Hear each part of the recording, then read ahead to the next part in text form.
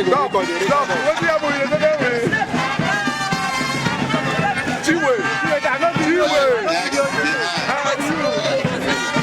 non-academic staff union of education and associated institutions. NAS. This union is led by Comrade Kasiogo Azubuke, an affiliate of the Nigerian Labour Congress.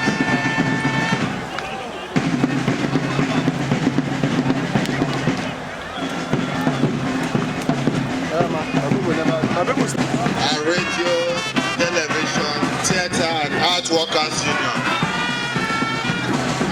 These are members of CAF, of course, Radio Rivers, RSTV, please move, and the performing group Arts and Culture. They are also members of staff of the State Museum. Please march on. Kindly move on. In as much as you display your profession, move on. Kindly move on. Your Excellency, may I inform you that this is their golden jubilee. 50 years. That is what they are also commemorating here. Kindly move on, comrades. And this union is led by Comrade Post and Dr. Lawrence Honda. Kindly move on, please.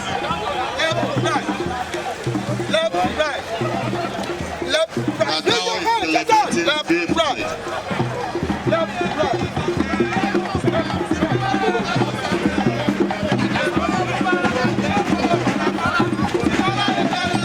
Comrades, please move on. Thank you.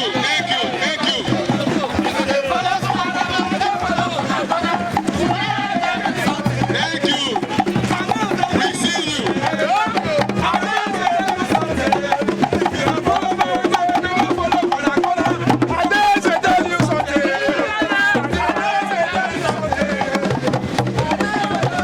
Your Excellency. To commemorate the workers' celebration today is also to reflect on the impact of this insecurity, how it has taken the workers of Nigeria backward. And we're also appealing for the federal government and government at all levels to intervene to curb this menace of insecurity, banditry, terrorism, kidnapping, and so on, and to make sure that all Nigerians all over the country live a peaceful and a very comfortable life, as promised and as enshrined by the Nigerian Constitution. It is duty of government to protect lives and properties. So as workers, we're asking government to wake up to their duties and responsibilities to carry out this action of providing enabling environment for our workers to work freely and to also execute their jobs, their lawful duties, whatever they are found all over the country. So this year's event of the Workers' Day, you will know that what we are looking at promotions. We are looking at employment. We are looking at taking care of the civil servant, the workers of Nigeria, taking care of them in terms of healthcare system, their office facilities where they work. You know, when you have a good place to work, you'll be moved to come to work every morning. And looking at the security issues in Nigeria today is something that is so pathetic that when you are traveling out of this state, maybe from one state to the other interstate, problems, kidnapping here and there and all that, it is something that government has to look into so that they can curb this menace. The menace is really eating into us.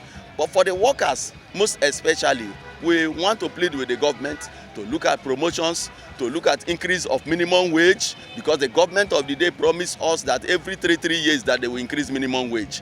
And so we are calling on the President Tinubu, to look at the increase, to see how we can increase the minimum wage to a living wage so that workers of Nigeria can enjoy. Not after retirement, you go home, suffer and die. Nothing to write home about and all that is a problem. It's apt.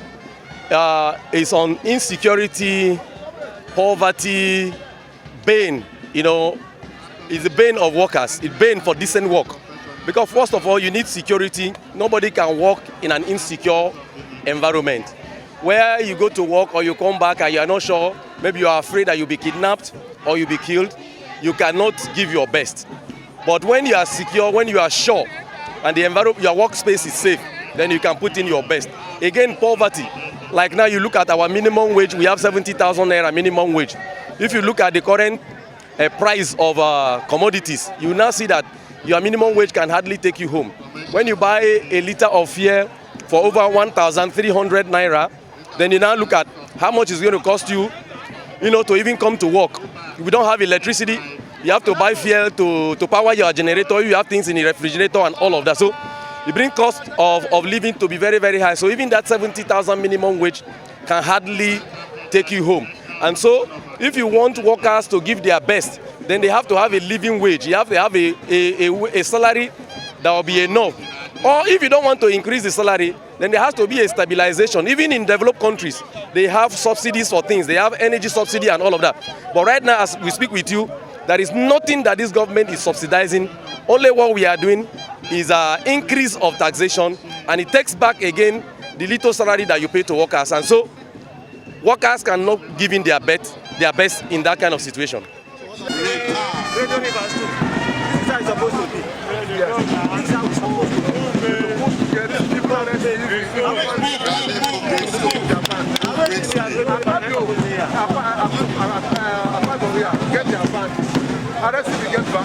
Their television station get banned, their radio get banned. That's it supposed to be.